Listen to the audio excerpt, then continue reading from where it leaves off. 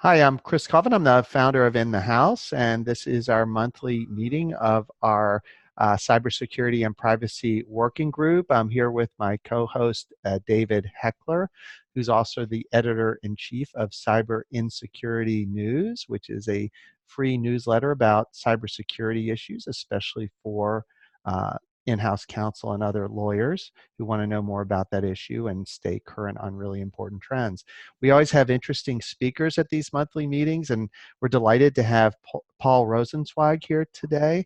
Paul knows a lot about this topic, and he goes way back in the profession. And I'll allow David to do a proper introduction um, to our guest, and then we'll just move forward with the meeting. Thanks, Thanks, David. Chris. Just to reiterate, for those of you just joining, please feel free to jump in anytime with questions or comments. We're happy to have them, happy to have your input. If you would prefer that one of us read your question, which always kind of bothers Chris because he wants you guys to be front and center, but Doesn't you bother can me. always use the chat icon at the bottom of your screen to type a question, and as soon as we notice it, and there's a pause, we will get to it. I will pause periodically and give you an opportunity to jump in, but you don't have to wait for me to do that.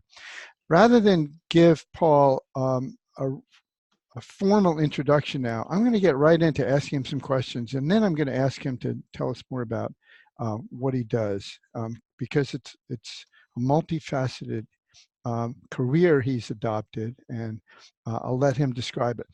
But first, Paul, you were one of the first lawyers hired by the Department of Homeland Security, and I want to ask what led you there, and did you have any idea when you arrived that cybersecurity would become a big part of your career? Well, to answer the second part of that first, absolutely not. When I joined the department, it was probably about a year before the salience and importance of cybersecurity came to the fore in the US government. You'll recall that around about 2006 or early 2007 is when the first indications of pervasive vulnerability in industrial control systems, especially in the electric grid, became widely known within the government. Before then, it had mostly been a theoretical exercise in laboratories and experiments around the country. And it wasn't until then that we got really scared about it. And I mean, freaked out, I think is the technical term for it. So, so when I joined the department, which was in 2005, I joined expecting to work on things like counterterrorism and aviation security and border security, maybe a little immigration, maybe a little emergency management. That was the general goal of it. My journey to the department comes from my background before then as essentially a prosecutor with some experience in counterterrorism activity and some real interest in international information sharing. So I was on the outside a commentator on some of the early poor efforts by the department to fix some of the problems that had been pointed out in 9/11 with respect to information sharing between the intelligence community and the law enforcement community and across the Atlantic. And I'd written some critical pieces about the first efforts in 03 and 04. And then a friend of mine, Stuart Baker, became the first first assistant secretary for policy at the Department of Homeland Security. And when he did that, he needed a deputy, and he called me up and he said, "It's time to put up or shut up. Either come on in and help us fix it, or stop writing about us." So I went in and had a chance to fix it, and then the cybersecurity piece of it came afterwards. Yeah, at Cyber Insecurity News, we did a long interview with Stuart Baker and broke it into two pieces. And I linked the article I wrote about you, the interview with you, I linked from that to the Stuart Baker piece. And that's an interesting connection I didn't even realize until we were talking. So how did all of a sudden cybersecurity end up on your desk? Well, I mean, you'll recall that around about late 06, early 07, there were the first rumblings about pervasive SCADA vulnerabilities in the electric grid.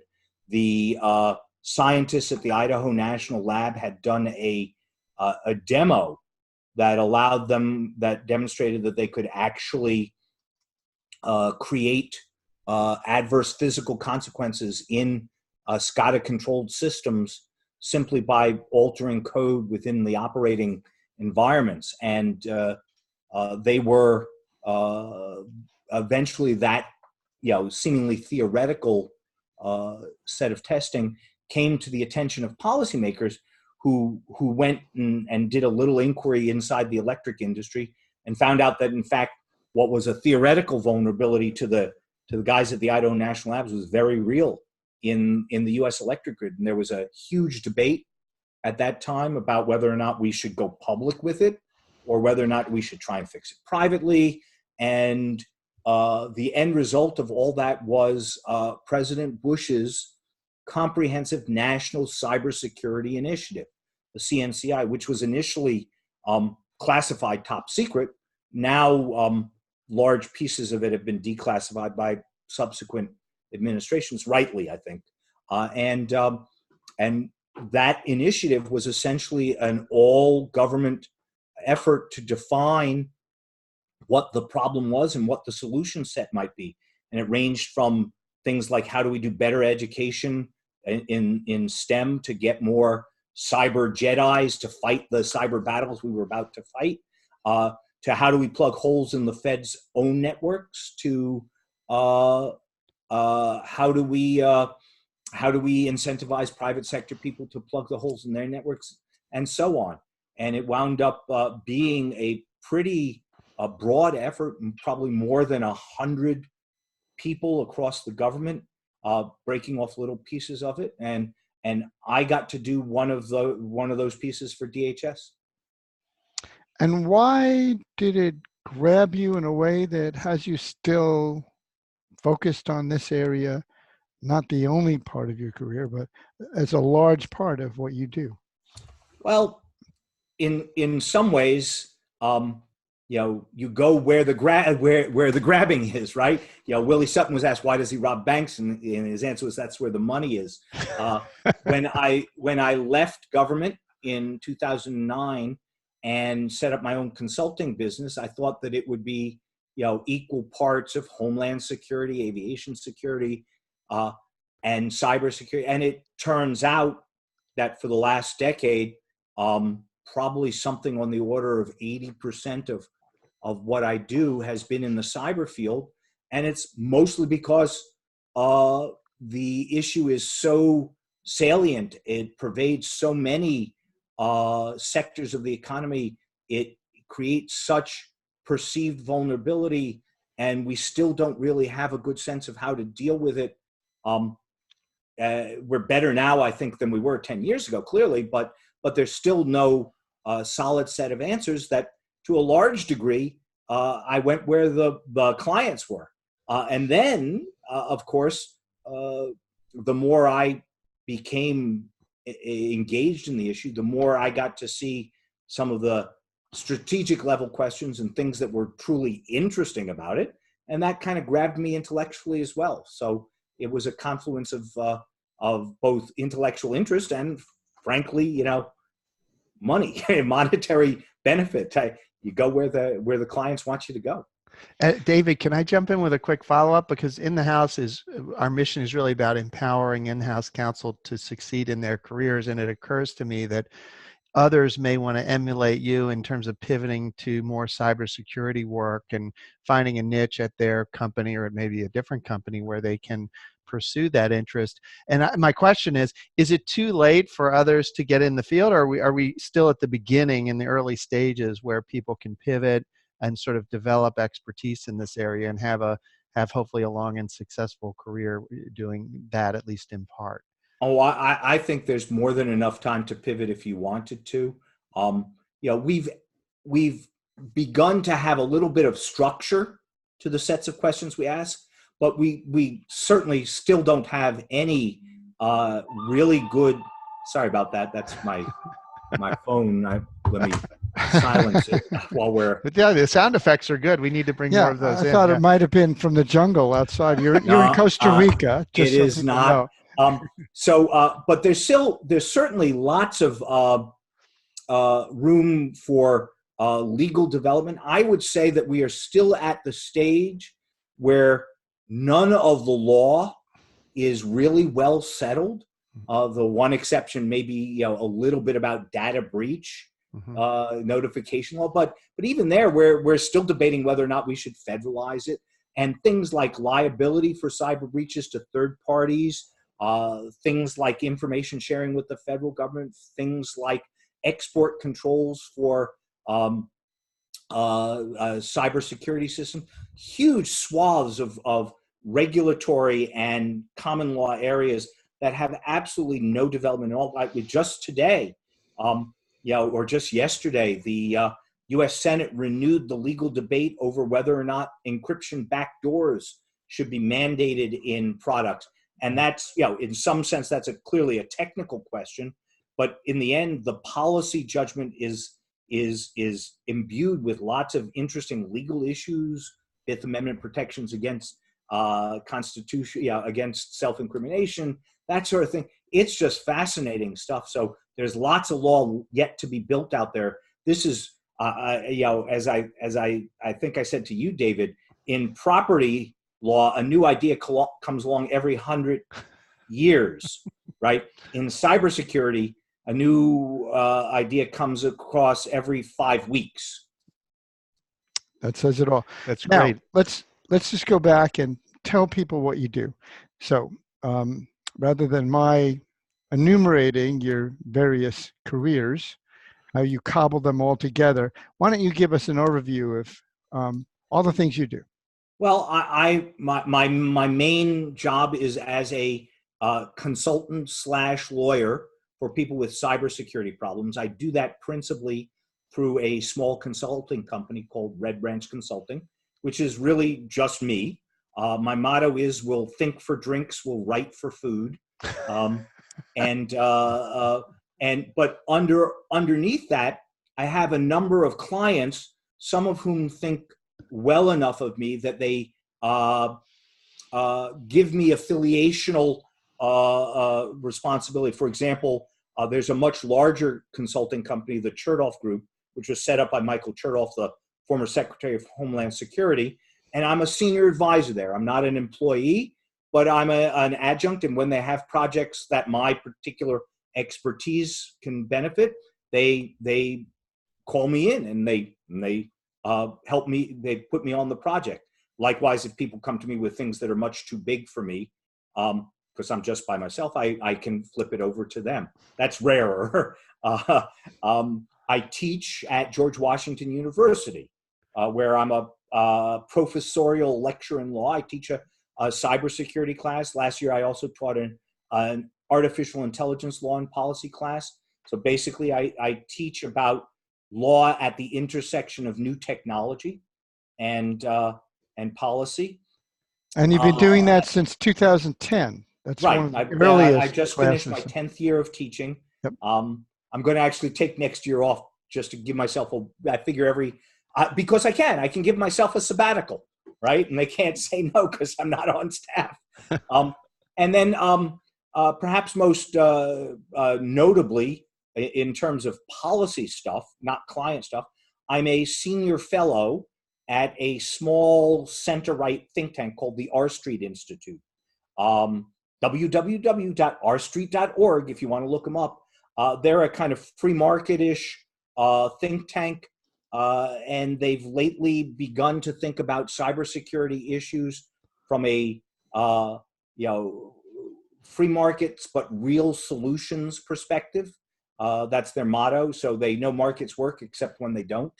And so as a senior fellow there, I write and talk about cybersecurity problems and solutions, not from the perspective of any one client, because clients have specific needs, but rather from a more holistic perspective.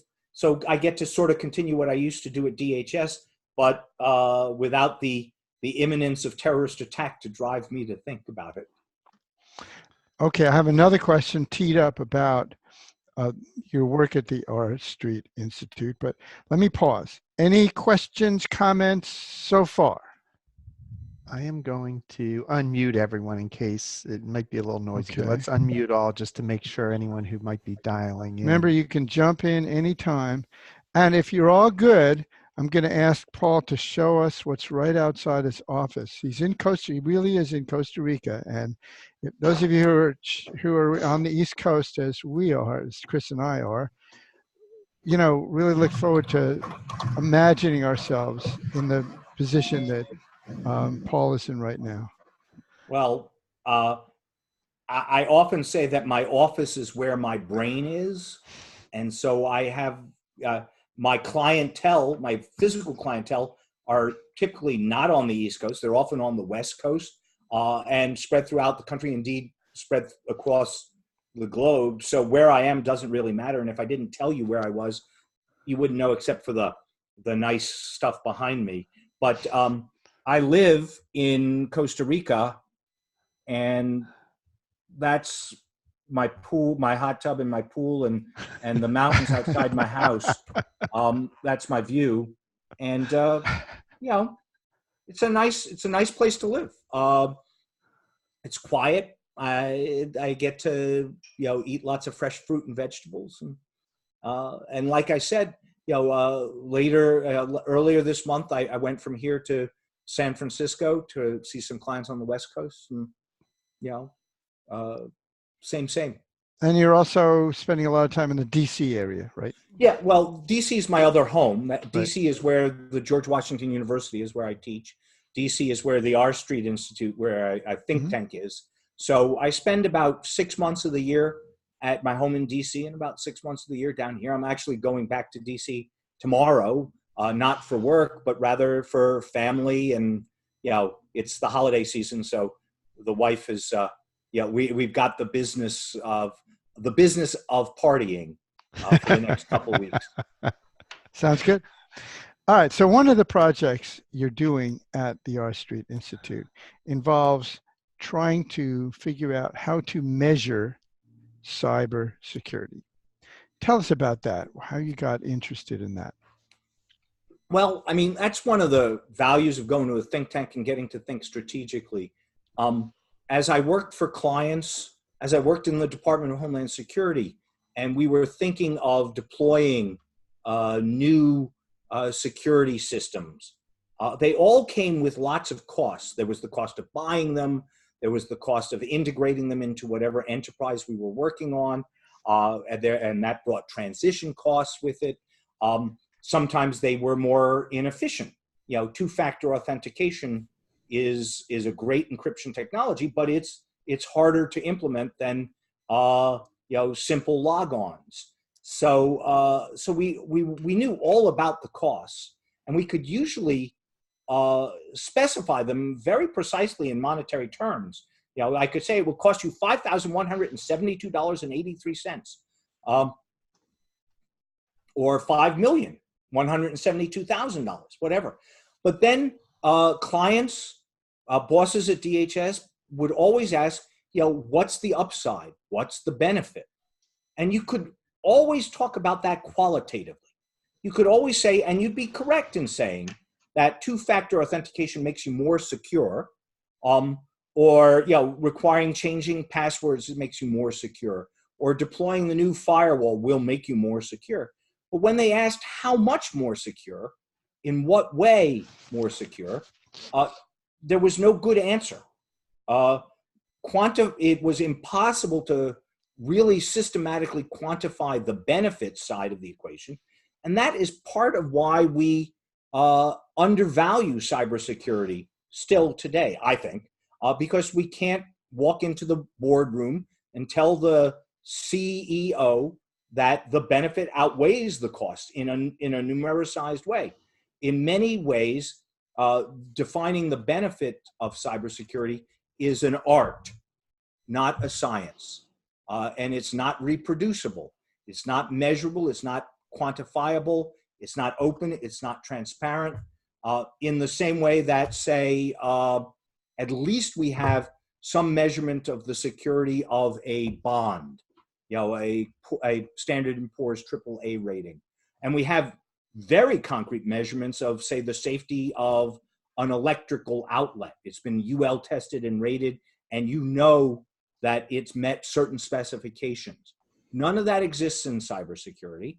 And my perception is that the lack of that specificity distorts the markets for cybersecurity in ways that lead us to fail to capture those benefits correctly. So the project we're undertaking at R Street is to see if there are ways to measure cybersecurity that we can actually quantify, and then obviously if we can identify them, advocate for their more wider adoption, and if necessary, changes in law and policy that would make that happen.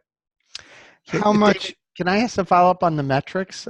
Because I'm curious about, I want to take it to the next level, and then I'll let you get back to your question. So it seems to me that part of the issue of cybersecurity is that we built on the background of the World Wide Web. And actually, there's an article, I think it's in New York Magazine, might be the New Yorker, with Tim Berners-Lee, who's the actual creator of the internet, not Al Gore, Sure. contrary to popular belief.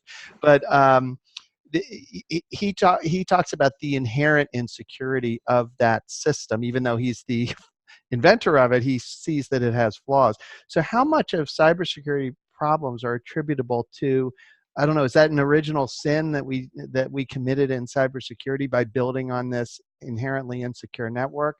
And does that limit how much we can do? I'm just curious how that plays in. It's absolutely correct. The cybersecurity scientists tell me that risk cannot be eliminated from the network, that it's built in, it's inherent. And when you think about it, with any program that has 10 million lines of code, the possibility of building it perfectly so that it doesn't have any exploitable flaws is pretty near zero, as would any human endeavor of that complexity be. But I think that that's only the first step in the discussion, because even if risk can't be eliminated, it can be mitigated, and perhaps it can be measured so that we can assess how much we've mitigated it. So I don't at all disagree with Mr. Berners-Lee. I'd be an idiot if I did, right? Since he invented the thing, and knows far more than I do about it. Though I will say parenthetically that there are some guys at Stanford who are thinking about trying to rebuild the network from the ground up with security baked in a different way. I think that's highly unlikely, because we've got $1 trillion of investment in the current network. We're not going to throw that away. But given what we have now, the question is, are there things that are measurable choke points where we can actually say, if I get a handle on this piece of it, I can actually buy down risk in a way that I can quantify. I entered the project not knowing the answer to this, but I will say that I would be, at a very strategic level, I would be very, very, very scared if a domain that involves 25% of the U.S., the world economy right now, more or less, was inherently unmeasurable. I mean, that would be, we'd have stepped off a cliff without any safety net at all. And that would be problematic. So I hope that's not the case. How much of your work, your legal work, reflects the fact that you got your law degree at the University of Chicago, where this kind of economic approach to the law has been part of the process for forever? Well, um, some of my legal work is just helping people work through problems. And, if they've had a data breach, then they think it's the Chinese and they want to know whether or not to call the FBI.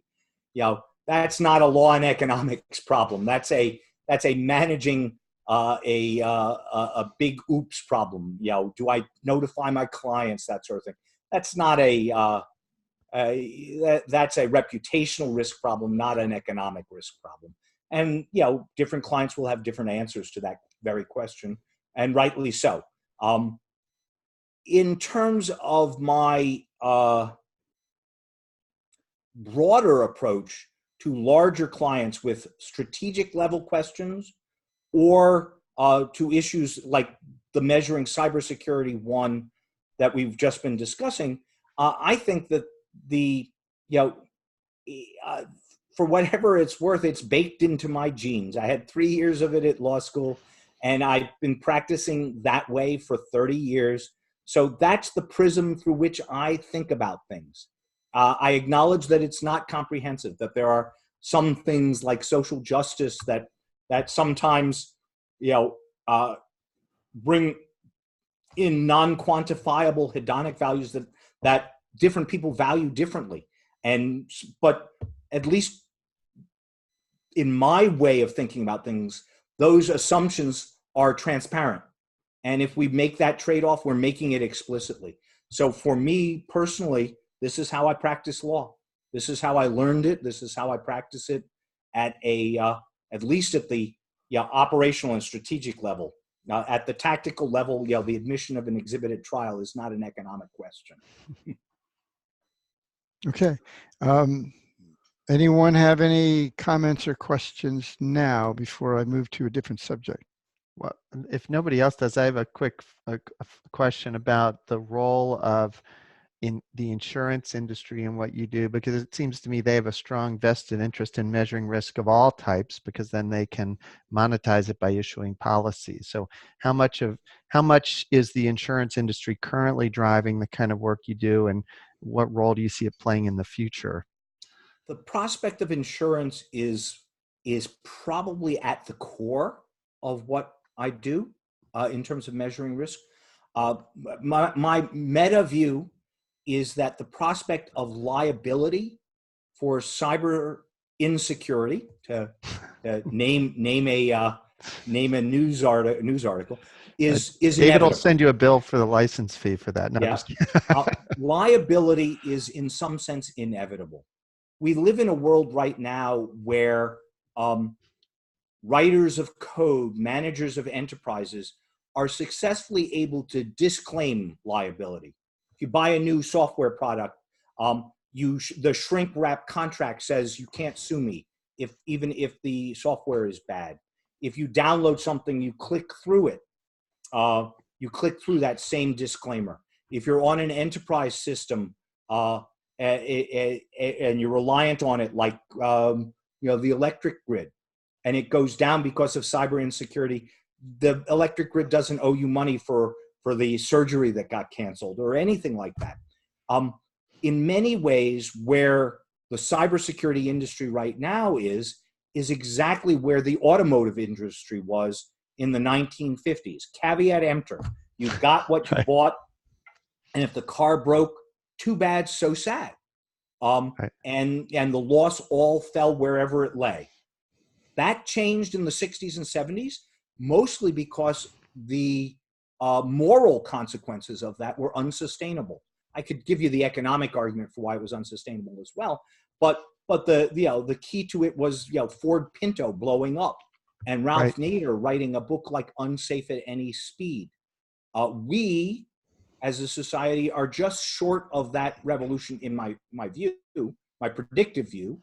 On the order of 5 years from now, we're going to have some form of liability for insecure systems, insecure enterprises. I don't know whether it's going to fall on the code writers, like Microsoft, or on the implementers, the enterprises that deploy bad code and fail to patch or keep it up? That I can't tell you that. But I can tell you that as soon as liability becomes more realistic, people who hold it are going to want insurance against Right. it. And insurers are not going to be willing or able to insure the risk until they can rate it. That is, until they can measure it and set premiums based upon perceived differentials in risk between different insurers. Right. And to follow that out, that means we're going to have measurement. We're going to have standards. We're going to have audit and compliance in order to judge, not whether the insured says he's met the standards, but whether he's actually met those standards.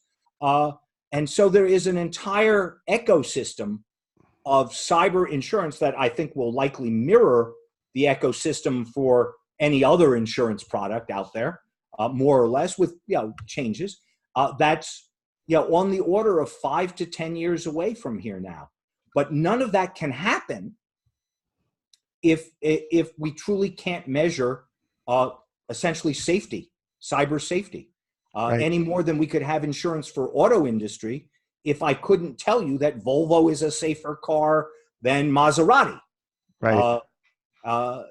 Which we can say now, right? Consumer Reports does it. NHTSA does testing on it. Everybody can test cars, and they're not all exactly equal, but they're commensurate. They're transparent.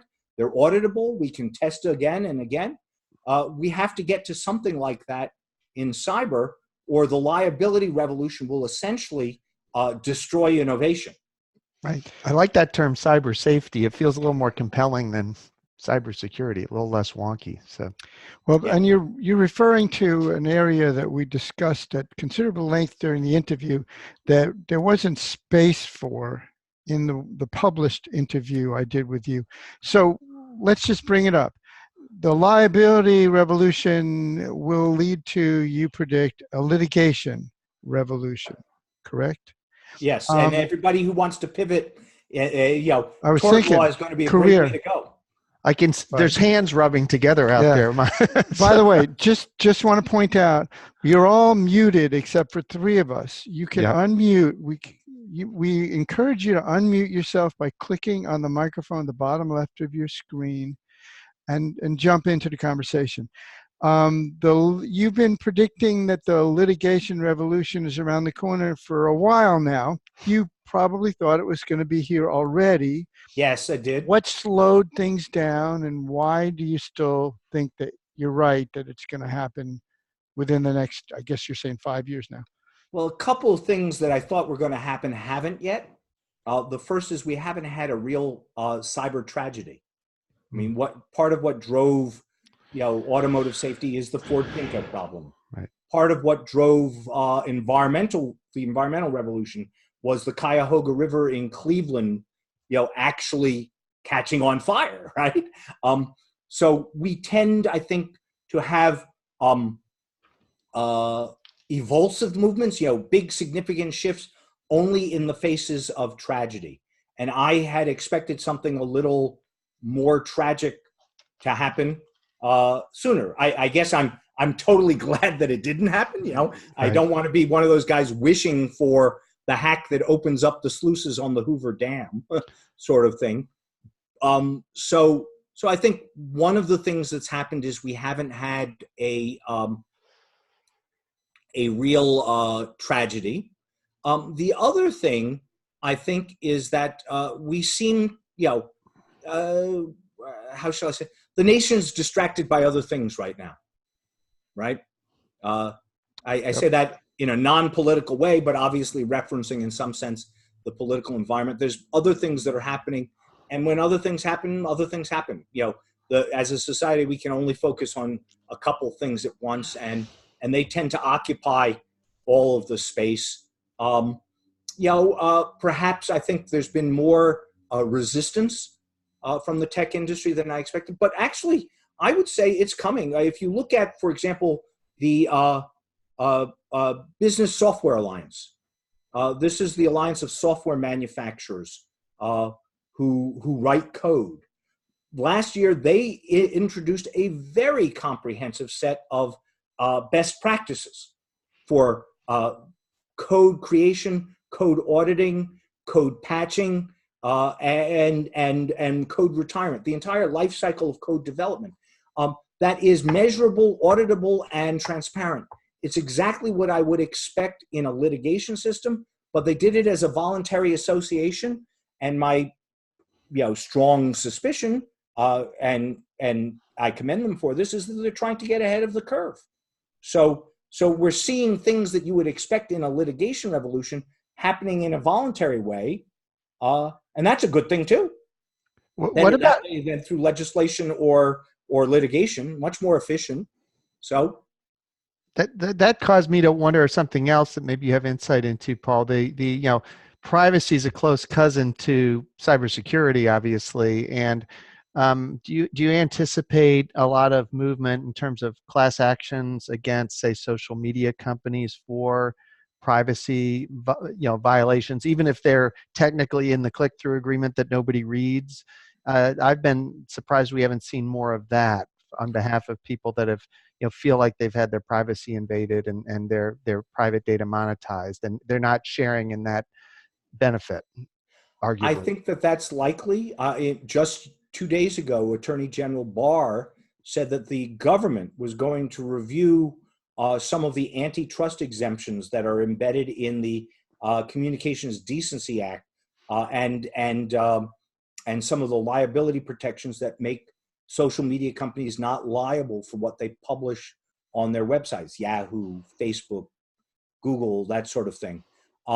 So he's looking at that as a possible change of law that might come, instead of from the bottom up via class action, from the top down as a government, federal government initiative of some sort. So there are certainly rumblings about that at both ends of the spectrum. We call it, the techlash, the tech backlash, right, the anti-big tech, concerns that are being voiced kind of across the spectrum from the left to the right now. I think it's pretty reasonable to expect that there'll be revisions there as well. My guess is that the class action suits will founder until some big change in law happens, because the protections are pretty strong in law right now. Talking about politics, there's been a lot of shuffling of leadership on cybersecurity in the federal government. There's no real cyber czar anymore. What's behind all these changes? Well, both President Bush and President Obama saw cybersecurity as kind of an existential threat. Their directors of national intelligence typically listed the threat as one of the top 3 national security threats that the nation faced, along with China and terrorists, sort of thing. President Trump has, I want to say this as neutrally as possible, has a different set of priorities, right? The Department of Homeland Security, for example, is also the key immigration agency in America. And for President Trump, immigration changes, immigration reform are maybe the single most defining political goal of his administration. And that means that inside the department, more and more discretionary resources are being devoted to the president's priorities. Likewise, in the White House. The reason, I won't say the reason why there's no cybersecurity czar in the White House is immigration, but it goes without saying that the National Security Council is spending a lot more time thinking about immigration, about trade wars with China, than it did during the Obama or Bush before him administrations. And so when the 2 cybersecurity leaders who were there at the start of the administration Michael Daniels and Tom Bossert left, they weren't backfilled. And I get that. I get that an administration and an agency like DHS can only do a couple things with great focus, and the rest kind of goes on autopilot. And so my sense is that cybersecurity, it's not like they're ignoring it completely, but it's on autopilot now. It's not got the same urgency that it had before. Gotcha. Speaking of DHS, let's talk for a minute about a department of DHS known as CISA, or the Cybersecurity and Infrastructure Security Agency.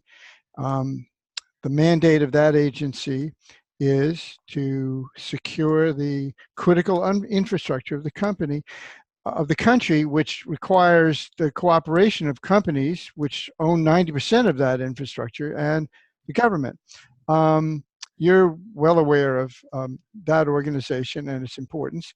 How do you think they're doing? Well, I think they're no more than 18 months old, maybe even a little less. It was, summer of last year that they came online. And I think fairly, the first year is kind of spent figuring out, what the policies and procedures are, where all the bathrooms in the building are, that sort of thing. I think they're doing a pretty good job. But they're doing it in the sense that that's where what I was just calling the autopilot is, right? The stuff that has to happen every day that are standard initiatives that CISA is undertaking to share more information with the private sector, to secure the elections, that sort of thing. That's all in their bailiwick, and they're doing good. Maybe B minus sort of thing for the first year's grade, but they can't really crush it and get an A+ without top level support from the president on down, and that's still missing. So I'd give the agency itself a good grade as a startup, and it's doing well, and it's organized itself pretty well. It has some very talented people, but only one or two political appointees within the agency. The rest are all careerists, and they can't move the needle. They also had early on, when they were just really standing up, they had a shutdown. They had a federal shutdown. Well, I'd forgotten about that. That's right. In December of last year, they were shut down for 32 days or whatever it was. Yeah, that was a challenge. Well, we're getting close to the end. I have a couple of last questions, but you can, remember, unmute yourself by going to the microphone on the lower left of your screen and clicking it. Anyone want to jump in now before we're in the final 5 minutes or so. Anyone? Bueller? Ferris is not here. Okay. It's okay. All right. So the way I like to end some interviews, and it seemed right with you, was to ask, what you're most worried about as far as cybersecurity is concerned, and what gives you reason to kind of think that maybe we'll be okay. What did I say when we were hinting? I don't remember. Well, I happen to have the answers here. Let's see. If I think I left it out of the interview. I'd have to go to you did. I know. text. That's why I can't remember what I said. So I'll give you new answers. They may or may not be the same. That's okay. No one will ever know, since you two already forgot. Yeah. So in terms of, I remember what you said for the uplifting message. If you have trouble with that, I'll help you. No, that's the one I remember. The uplifting message is that we're much better off than we were 10 years ago. Exactly. Right. Mm-hmm.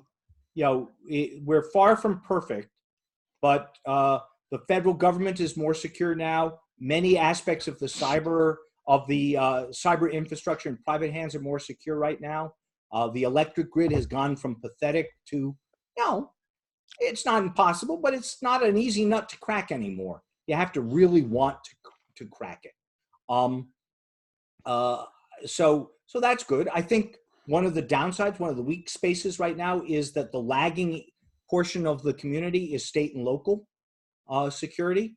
Ransomware has ransomware has really demonstrated that, right? Exactly. The state and locals, they're resource constrained. They don't have a good tax base. They don't have really great capability amongst their staff. You know, it's kind of, I hope nobody's from the States or listening, but it's sort of the B team sort of people.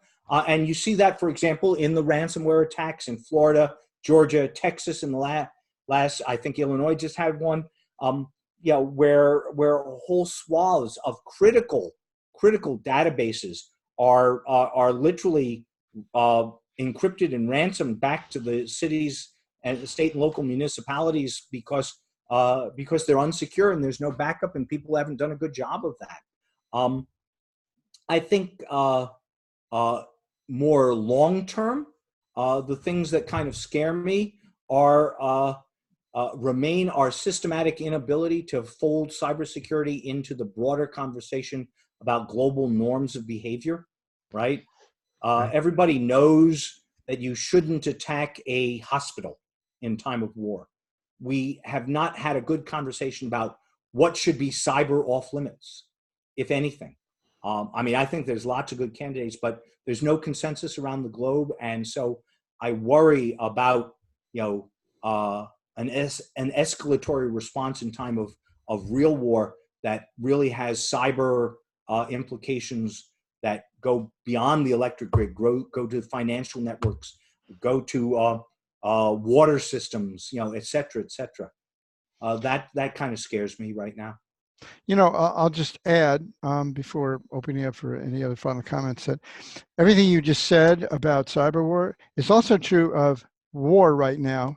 You see hospitals being bombed all the time. The Geneva Convention, you know, Microsoft, Brad Smith has been talking about a digital Geneva Convention. Exactly. The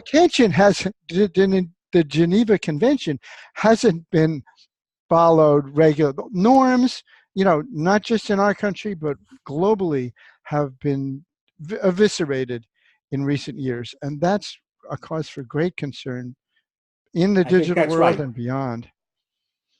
Yeah. Chris, would you like to jump in with final comments? Well, I could talk for hours about it. It's a fascinating topic, but I think we should wrap up because we're at 12:50. So Yeah. I just wanted to thank Paul. Really interesting discussion. Thank you, David, for leading what's a fascinating discussion. I mean, my takeaway is we're really just getting started. I really thought it was insightful what Paul said about how tremendously dependent we've all become on cyberspace, and the fact that you know, God forbid, some massive attack on cyberspace could have a big impact in our lives financially, in terms of transportation infrastructure, self-driving vehicles. I think we're in a scary world, and I hope it doesn't take a catastrophe to wake us all up to this issue. But I think people like Paul and David are doing a great job of publicizing this issue. So I want to thank you both for your contributions in the field, and I'll turn off the recording, but then we can keep the discussion going. And we will have this interview up, as well as the article featuring Paul on our website in the next couple of days. So yes, so you can go to inthehouse.org. In the next day or two, it should be posted. We'll have audio and video, as well as links to the article and the interview that David wrote with Paul. So thanks, everybody. And thank you, Thanks Chris, for having me, guys. It's a pleasure.